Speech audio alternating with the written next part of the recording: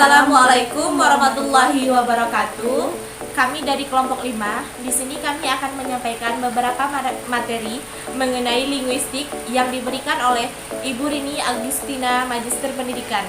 Baiklah, sebelumnya kami akan memperkenalkan diri terlebih dahulu. Baiklah, perkenalkan, nama saya Fitrenusi dari kelas A pagi semester 6 dari Prodi Pendidikan Bahasa dan Sastra Indonesia. Dan saya Murianisa Fitri dari kelas A pagi semester 6 Program Pendidikan Bahasa dan Sastra Indonesia. Ada 4 aspek aliran atau teori dalam bab ini akan dibicarakan lagi secara singkat.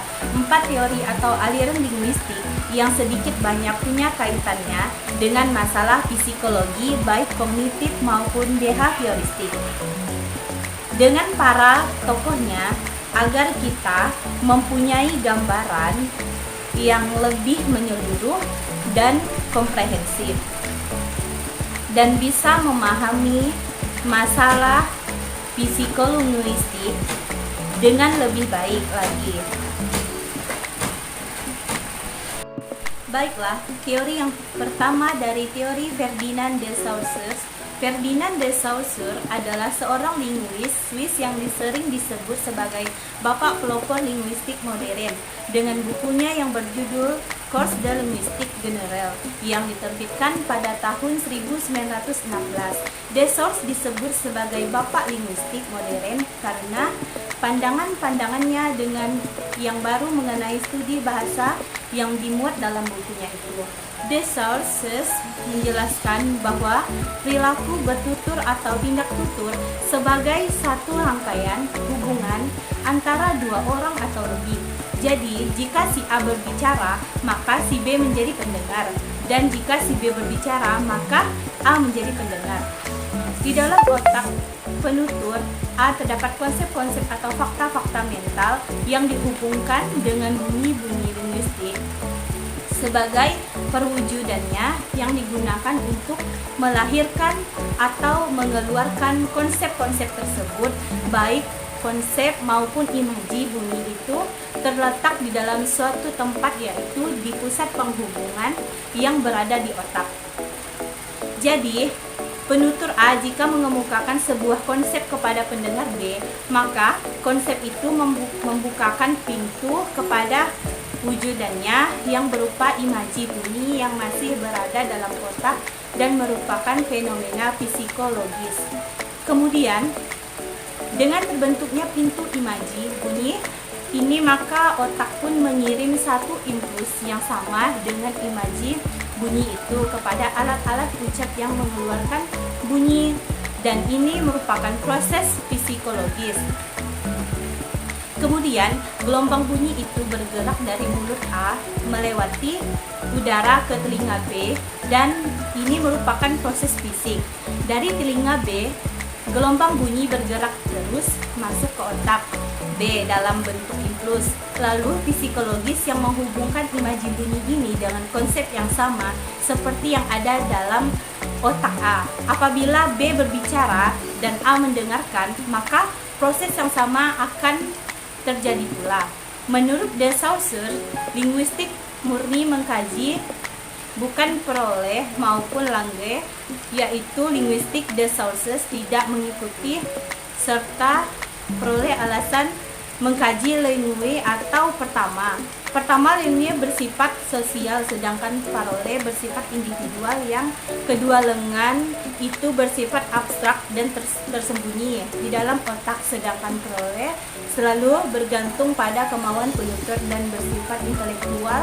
Dan yang ketiga adalah langue adalah pasif, sedangkan parole adalah aktif. Jadi menurut De Saussure, linguistik haruslah mengkaji langue karena langue adalah fakta sosial, sedangkan parole merupakan perlakuan individual dan hanya merupakan embrio dan langage.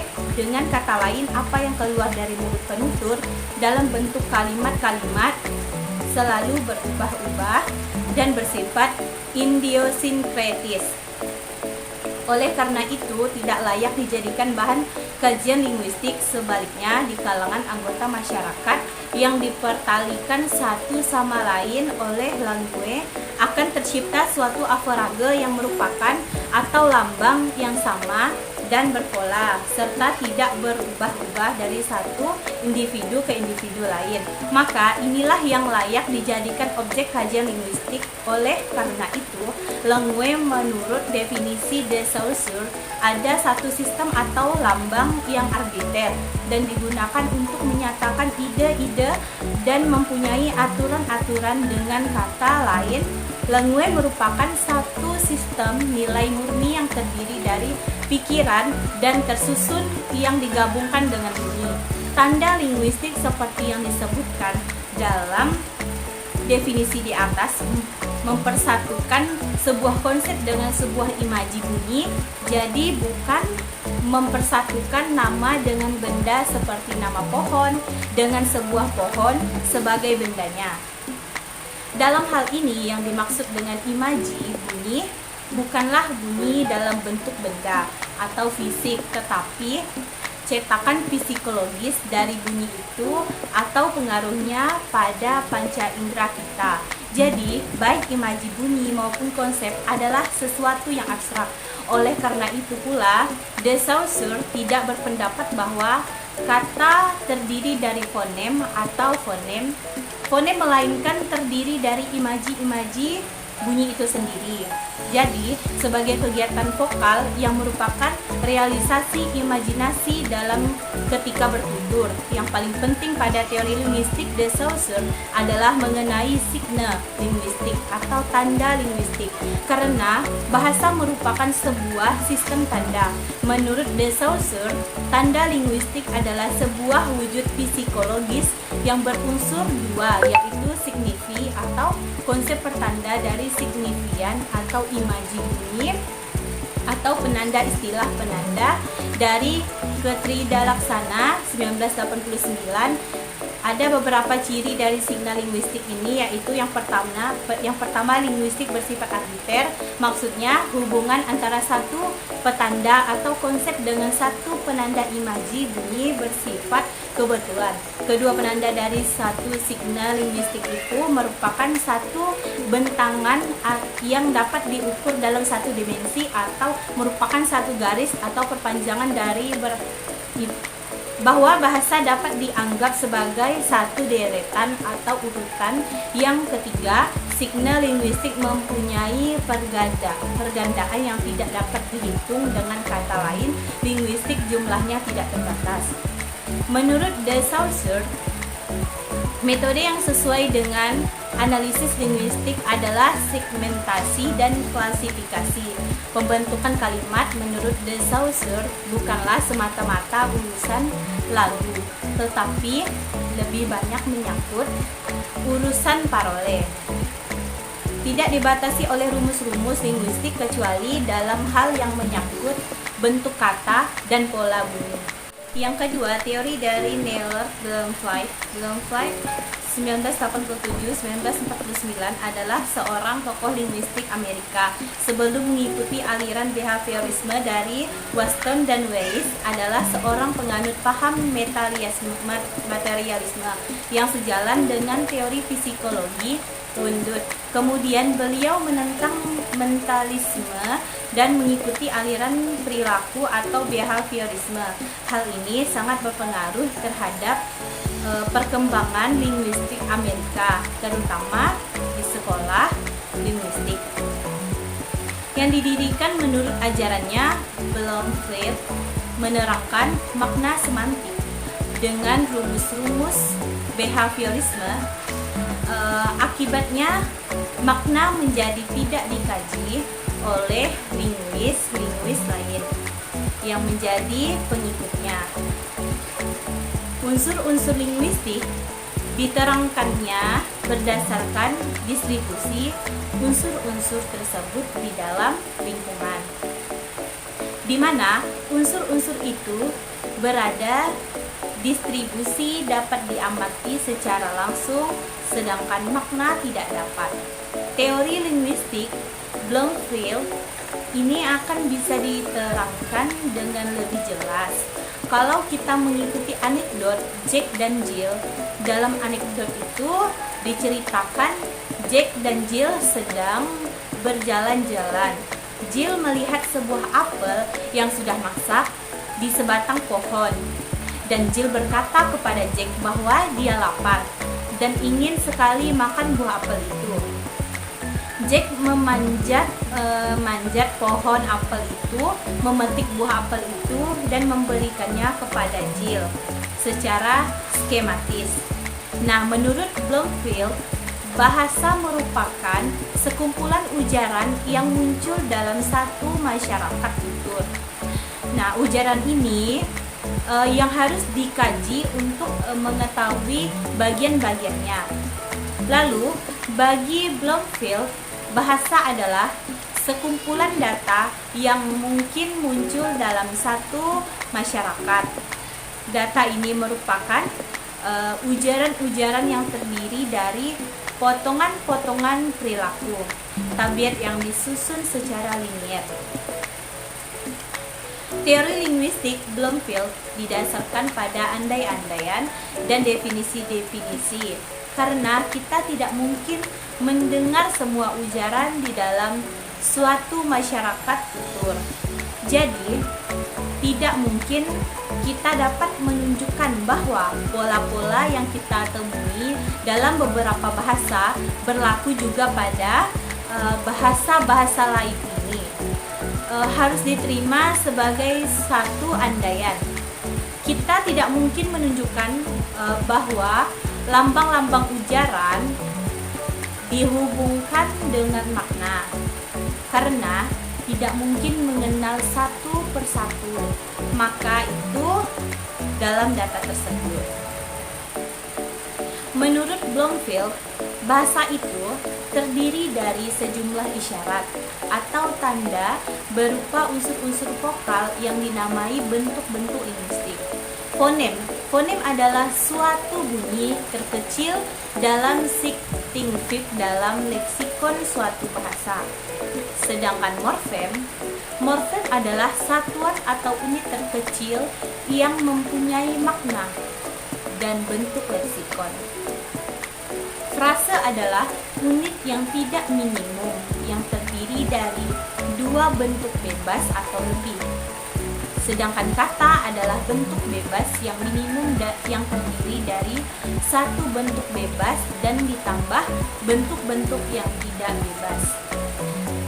Sedangkan kalimat adalah ujaran yang tidak merupakan bagian dari ujaran lain, yang merupakan satu ujaran yang maksimum. Bloomfield dalam analisisnya berusaha menggal bagian-bagian itu serta menjelaskan hakikat hubungan antara bagian-bagian itu.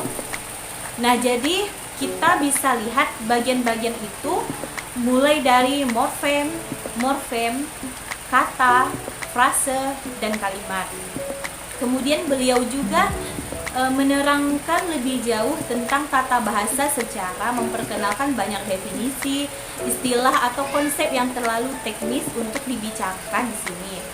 Seperti konsep taksem, segmen episemen yang lain-lain. Oleh karena itu, teori Bloomfield ini disebut juga linguistik taksonomi, karena memotong-motong bahasa secara hierarkial untuk mengkaji bagian-bagiannya atau strukturnya lebih jauh.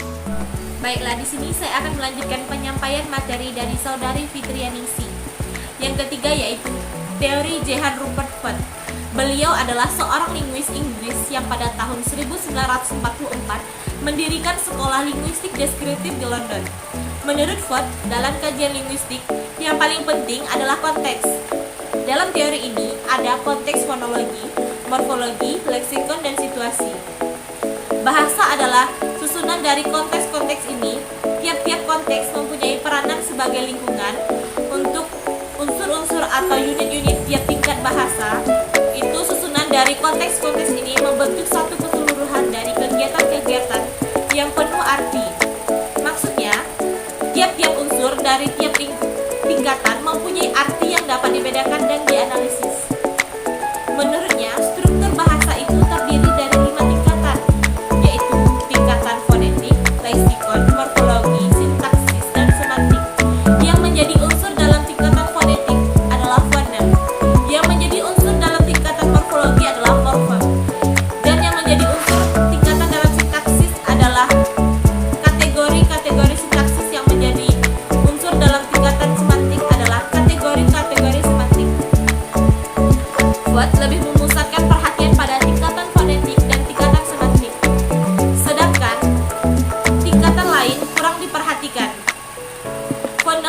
dikaji dalam hubungan dengan kata konteks fonologi terbatas pada bunyi-bunyi dalam yang terdapat pada kata, bentuk yang meragukan pada satu tingkat, tidak selalu meragukan pada tingkat lain. Arti atau makna menurut teori Ford adalah hubungan antara satu unsur pada satu tingkatan dengan konteks unsur itu pada tingkatan yang sama. Jadi, arti tiap kalimat terdiri dari 5 dimensi, yaitu sebagai berikut. Yang pertama, hubungan tiap fonem dengan konteks fonetiknya. Yang kedua, hubungan kata-kata satu sama lain dalam kalimat. Yang ketiga, menghubungkan morfem pada satu kata dengan morfem yang sama pada kata lain dan hubungannya dengan kata itu. Yang keempat, jenis kalimat dari bagaimana kalimat itu digolongkan. Yang kelima, hubungan kalimat dengan konteks situasi. Ada 2 jenis perkembangan dalam linguistik yang selalu dikaitkan dengan Ford, yaitu yang pertama, teori konteks situasi untuk menentukan arti. Yang kedua, analisis prosodi maksudnya dalam fonologi. Teori konteks situasi ini menjadi dasar teori linguistik. Ford beliau menolak setiap usaha untuk memisahkan bahasa dari konteksnya dalam kehidupan manusia dan budaya. Ia menekankan bahwa makna merupakan jantung dari pengkajian bahasa. Semua analisis linguistik dan pernyataan-pernyataan tentang linguistik haruslah merupakan analisis dan pernyataan mengenai makna. Dalam hal ini, beliau memperkenalkan 2 kolokasi untuk menerangkan arti, yaitu arti gramatikal dan fonologis. Arti gramatikal adalah peranan dari unsur-unsur tata bahasa di dalam konteks gramatikal dari yang mendahului dan mengikuti unsur-unsur itu di dalam kata atau konstruksi, dan dari unsur-unsur tata bahasa yang bersamaan di dalam paradigma. Jadi, arti menurut kolokasi adalah abstraksi sintakmatik. Arti fonologi adalah peranan atau hubungan dari unsur-unsur fonologi di dalam konteks fonologi dari struktur suku kata dan unsur-unsur lain yang secara bersamaan. Paradigma yang dapat berperan dalam konteks yang serupa. Salah satu dimensi arti dari 5 dimensi seperti yang disebutkan adalah dimensi hubungan kata-kata. Hal ini tidak boleh dipisahkan dari konteks situasi dan budaya. Secara singkat, disimpulkan bahwa yang dimaksud dengan prosodi menurut teori Ford adalah struktur kata bersifat ciri-ciri khas kata itu sebagai sifat-sifat abstraksi tersendiri dalam keseluruhan fonologi bahasa itu. Jadi, yang termasuk ke dalam fitur-fitur prosodi satu kata adalah yang pertama, jumlah suku kata. Yang kedua, hakikat suku kata, terbuka atau tertutup. Yang ketiga, kualitas suku kata. Yang keempat, urutan suku-suku kata. Yang kelima, urutan bunyi-bunyi vokal. Yang keenam, tempat hakikatnya dan kuantitas bunyi-bunyi penting, titik. Yang ketujuh, kualitas gelap atau terang dari suku-suku kata. Yang kedelapan, ciri-ciri hakikat lagu suku kata dan juga potongan kalimat tempat kata itu terdapat. Yang terakhir, semua sifat yang mengangkut struktur suku kata, urutan suku kata dan keharmonisan suku kata dalam kata potongan kalimat dan keseluruhan kalimat. Untuk selanjutnya, yaitu yang keempat, teori Noam Chomsky.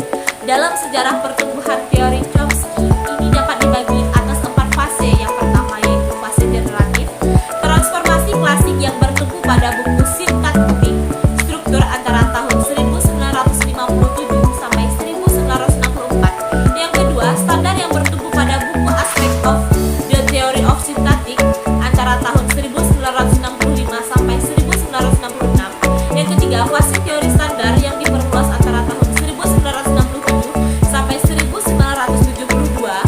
Yang keempat, fase sesudah teori standar yang diperluas antara tahun 1973 sampai sekarang. Seperti teori penguasaan dan ikatan, government and the binding the theory yang berkembang sejak tahun 80-an. Adanya fase-fase itu adalah karena adanya kritik reaksi, dan saran dari berbagai pihak, dan lebih menyempurnakan teori itu. Ulangan dari frase-frase pendek jarang terjadi, hanya dalam hal-hal yang istimewa, sejak konteks keadaan menentukan kalimat yang akan dikeluarkan. Misalnya, dalam konteks perjumpaan di pagi hari, melahirkan kalimat selamat pagi. Andaikan ada kalimat serupa dengan kalimat yang sudah ada dalam korpus, maka hal itu adalah karena kebetulan saja. Kalimat-kalimat yang baru itu masing-masing adalah kalimat baru yang kebetulan sama dengan kalimat lain. Kalimat-kalimat yang sama itu bukanlah hasil dari cungkilan rangsangan yang keluar sebagai tabiat atau kebiasaan dengan cara mekanis, karena kalimat itu sudah pernah didengar dan dilatihkan dulu pada waktu pembelajaran bahasa itu. Seorang penutur bahasa ibu, suatu bahasa udah menurunkan ikan satu bahasa generatif secara tidak sadar, dan tanpa disadari dia telah menguasai segala milik tata bahasa itu. Jadi, tugas linguis adalah menemukan dan menerangkan milik-milik tata bahasa yang tidak disadarinya. Yang dimaksud dengan keabstrakan lambang-lambang linguistik adalah bahwa rumus-rumus atau kaidah-kaidah yang menentukan bentuk-bentuk kalimat dan penafsiran, artinya yang rumit bukan merupakan sesuatu yang konkret, melainkan merupakan sesuatu yang abstrak. Tata bahasa adalah suatu bahasa adalah uraian, deskripsi, kompetensi penutur pendengar yang ideal. Dan uraian ini harus mampu memberi uraian struktur tiap-tiap kalimat yang tidak terbatas jumlahnya, seperti dapat menjelaskan bagaimana kalimat-kalimat ini dipahami oleh penutur pendapat yang ideal itu. Dilihat dari segi semantik, kata bahasa suatu bahasa adalah suatu sistem, rumus atau kaidah yang menyatakan persamaan atau keterkaitan antara bunyi bahasa dan makna bahasa dalam bahasa itu. Titik dilihat dari segi daya kreativitas, tata bahasa adalah sebuah alat perancangan yang khusus, menerangkan dengan jelas pembentukan kalimat-kalimat gramatikal dan menjelaskan struktur setiap kalimat itu. Tata bahasa generatif sebagai alat perancangan ini merupakan satu sistem rumus yang tepat dan jelas ya, dapat digunakan dalam gabungan baru yang belum pernah dicoba untuk membentuk kalimat-kalimat baru. Rumus-rumus ini dapat juga digunakan untuk struktur dan bentuk fonetik kalimat ini dan menunjukkan penafsiran semantik kalimat-kalimat baru serta menolak urutan struktur yang bukan milik bahasa itu. Menurut Chomsky, untuk dapat menyusun tata bahasa dari suatu bahasa yang masih hidup, haruslah ada suatu teori umum yang mengenai apa yang membentuk tata bahasa itu. Menurut Chomsky, perkembangan teori dan psikologi yang sangat penting dan perlu diingat dalam pengajaran yang perlu diingat dalam pengajaran bahasa adalah sebagai berikut. Yang pertama, aspek kreatif penggunaan bahasa. Yang kedua, keabstrakan lambang-lambang linguistik. Yang ketiga, keuniversalan struktur dasar linguistik. Yang keempat, peranan organisasi intelek nurani di dalam proses kognitif atau mental. Yang dimaksud dengan keuniversalan linguistik dasar adalah prinsip-prinsip abstrak yang mendasari tata bahasa generatif transformasi ini dan yang tidak dapat diperoleh melalui pengalaman dan latihan. Oleh karena itu, prinsip-prinsip ini melihat abstrak dan tidak bisa diperoleh melalui pengalaman dan latihan. Maka berarti prinsip-prinsip itu bersifat universal. Jadi prinsip-prinsip yang mendasari setiap kata bahasa generatif transformasi bersifat universal. Maka itu, menurut Chomsky, masalah utama linguistik adalah hal-hal yang universal dari linguistik itu. Menurut Chomsky, keuniversalan linguistik ini dimiliki manusia sejak lahir karena merupakan unsur atau struktur-struktur yang tidak dapat dipisahkan. dari manusia, semuanya diterapkan berdasarkan peranan organisasi intelek nurani. Masalah organisasi intelek nurani di dalam proses kognitif umumnya dialami pemerolehan bahasa khususnya merupakan perkembangan baru yang sangat penting, terutama dalam psikolinguistik. Prinsip-prinsip dasar organisasi linguistik adalah keuniversalan linguistik yang oleh Chomsky kemudian disebut tata bahasa universal. Tata bahasa merupakan suatu sistem yang merupakan bagian dari intelek nurani yang bersifat universal. Tata bahasa mempunyai peranan yang sangat penting dalam pemerolehan bahasa, dan peranan ini aman yang dimainkan tata bahasa generatif transformasi. Misalnya, di dalam pengenalan bentuk-bentuk fonetik sebuah kalimat, karena rumus-rumus tata bahasa itu digunakan dalam analisis sintaksis kalimat itu untuk mengenal isyarat-isyarat fonetik itu.